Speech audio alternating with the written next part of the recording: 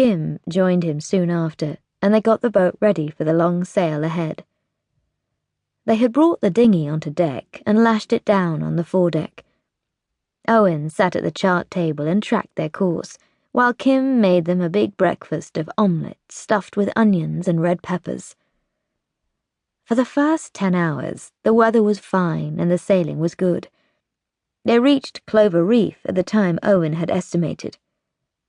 The high point of their day was after lunch, when 6 porpoises followed them as they sailed along. The porpoises seemed to be surfing in the bow wave created by the forward motion of the El Tiempo Pasa. Owen said the bow wave gave the porpoises something of a boost. They watched them leap playfully into the air and swim around the boat for nearly an hour. Owen had been checking the barometer regularly and had noticed that over the last 3 hours it had dropped. That generally heralded the onset of bad weather. He discussed this with Kim, but said nothing to Rob and Anna. Around 5 in the afternoon, from a clear sky, Anna saw what looked like black fingers of smoke on the horizon. The black fingers grew and spread, and within a relatively short time, the sky was a sulphury yellow, crisscrossed with thick black streaks. The sea was getting rougher too. It was all so sudden, and she found it rather alarming. She went down to the saloon to use the heads. Then she put the kettle on to make tea. As she waited for it to boil, she noticed there were a lot of books tucked behind the glass locker in the saloon. She looked at the authors: Ernest Hemingway, Saul Bellow, James Baldwin, and Annie Proulx. Someone was clearly a reader, a serious reader. Owen? She saw there were a couple of Stephen King novels too, including his epic The Stand, which she had read. Next to the books was the framed photo of Moses. She took it out. He wasn't a particularly handsome cat.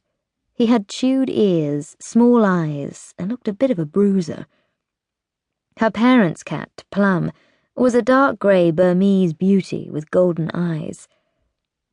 She put the picture down on the table and poured boiling water onto a tea bag. She had remembered to put the mug in the sink, as Kim had shown her.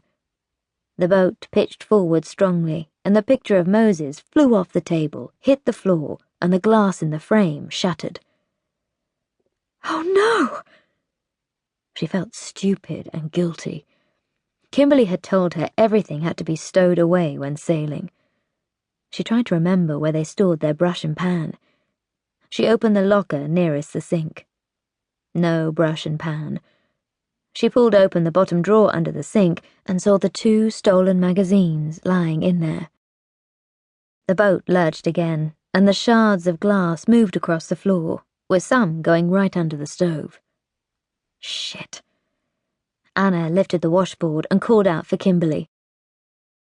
Kim heard Anna calling her in an anxious voice, and she skipped nimbly across the deck and down into the saloon. Anna was breathless with her apologies. I'm so sorry. I was looking at Moses and the boat moved fast. I couldn't find the brush. Kim reacted quickly. She grabbed a brush and pan from one of the other lockers. Let me, said Anna. I caused the damage. Kim said nothing. She seemed to be terrified of the shards of glass. She picked the larger pieces up gingerly and wrapped them again and again in sheets of kitchen roll. Then she started to sweep up the smaller pieces, her face set. Some went onto the stove, Anna said in a small voice. I'm so sorry. I'll buy you another frame. Kim got onto her knees and swept under the stove and searched for any fragments of glass on the higher surfaces. Then she wrapped the glass sweepings in kitchen roll too. I'm an idiot for not putting the picture away securely, Anna said. It was as if it was only then that Kim became aware of her. It's okay. You just have to be so careful of broken glass in a boat. The boat lurched again, and Kim picked up the ruined frame and tucked it away in a locker. To keep listening to this audiobook, I've left you a link in the description so you can do it. at no cost thanks to Audible's 30-day free trial.